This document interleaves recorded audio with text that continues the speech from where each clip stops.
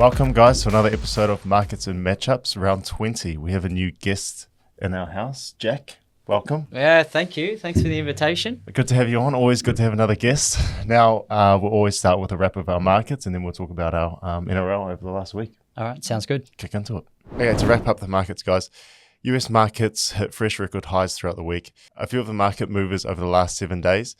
Headline CPI come in softer than expected, lifting initial hopes of a September Fed rate cut. Trump's threat of a 30 to 35% tariff on Canada, Mexico, and EU imports rattled trade-exposed sectors. We have Q2 earnings season kickoff. Major banks like JP Morgan and Citigroup reported solid but not spectacular results. The ASX 200 is up slightly, 0.27%.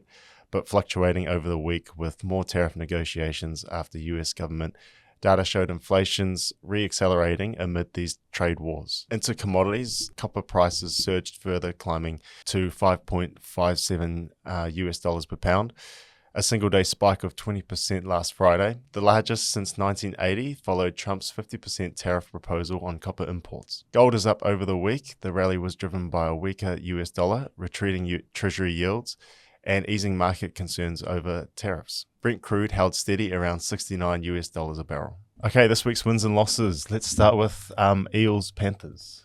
Did you get a chance to watch the game?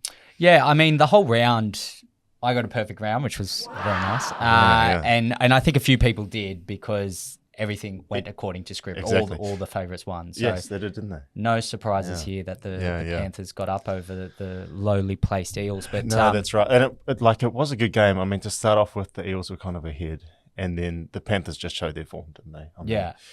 When they're on a roll, they're gonna do well. They're now, I think, fifth. I think it's sixth on the table. So it's crazy they were dead last after round 3 or 4. So the fact that they're probably on track for a top 4 maybe is extremely impressive. But it speaks to the class of that team that's won 4 in a row. Exactly. There's too much experience there. And who are your standout games to watch this week? Tonight's game, Dolphins versus Cowboys. That should be good. 10th versus 12th. Okay. The Hammer's back for the Dolphins. Isn't he awesome? He's my favourite Dolphins player. He'd have to be. He's You'd say the Dolphins are sort of heavy favourites here, but there's a couple of these close table clashes, and so they're the ones sort of I'm really looking at. Sharks versus Roosters. Yeah, I was just looking at 9th versus 8th. You're fighting for a top 8 position. They're both coming off a win. I think that'll be an entertaining match. It's probably the game of the round, to be honest. And who's your pick there? Who you gonna I'm not sure yet. I mean, I've just defaulted to the Sharks, but I think it's at Shark Park too. So yeah, I'd probably back them myself. And what about you, mate? I mean, that's my main one. Panthers Bunnies is probably one on my radar. They're resting Cleary and Yo. I saw Cleary's not playing. Yeah. And I wonder why. Is he carrying an injury or what's? I don't know. Maybe they just it's getting towards the business.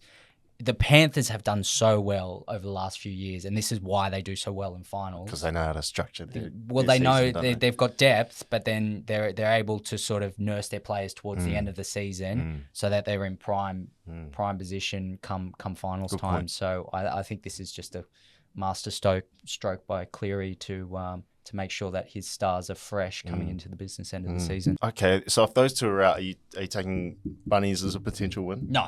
God, no. No?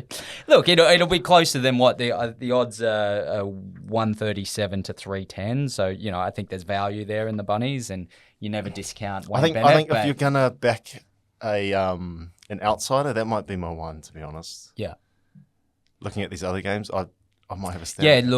Look, I think the odds are a bit low. Another game I'm looking forward to is Tigers versus Titans. I'm a Tigers fan. They're playing at Leichhardt, so that's the spiritual home of the team. So and obviously you got Tigers to win. Yeah, definitely. It'll be good to see Tiger. I mean, they're versing the Titans as well. It's nice that they're versing someone that they should beat, but we'll wait and see. Actually, another interesting one was the Dogs. They've dropped Sexton and they're bringing Galvin in to start. Wow, I did not see that. Is it true? So yeah. So which makes sense because Sexton's moving on next year. Galvin, they've just signed Galvin. Yeah, they're trying to nurse him a little bit, aren't they? But I don't think they've really won a game with Galvin since he's in the come team. on. Yeah. No, So I mean they just haven't gelled. I don't know if they're obviously trying to figure out where he fits into the lineup.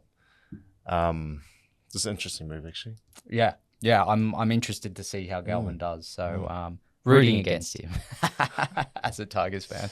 Yeah, But see how he gets on with Crichton. That'll be interesting. One other point to look at is the Knights versus the Warriors. I think the Warriors, they're going to Newcastle. The Warriors, they're on a pretty good run. Yep. They should win. But to see how Ponga performs sort of at the moment with all these distractions around, will he go to rugby union and all this sort of stuff. So personally, I don't think that'll happen anyway. But and I mean the Warriors, I'm not too. The Knights, I haven't been impressed with. I mean, the Warriors they've come off 2 losses and then 1 against the Tigers. They're on a little bit of a streak.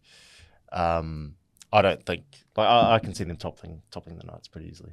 Yeah, myself. Look, I agree as well. There's a lot of distractions in Newcastle at the moment. The coach is, on the cusp of getting the sack, and then, there's a big call for them to sit Ponga down and say you're either with us or you're not.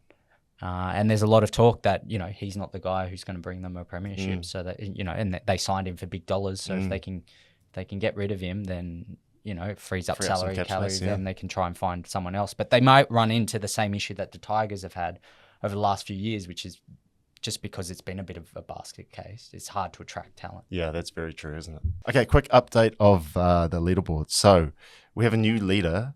Swampy is that number 1. Congratulations. Nice work. Evelyn, number 2, and Amelia, number 3. So keep tipping, guys. The Las Vegas experience is still up for grabs. So coming to the end of the season, make sure we keep getting tips in. Yeah, so round 20 of the tipping comp starts tonight, Thursday the 17th. So make sure you get your tips in. Don't forget them. Enjoy the weekend of footy. And on the rugby union side, actually, the Lions, the Wallabies are playing the Lions. So true. Make sure you get that one in as well. That'll be good.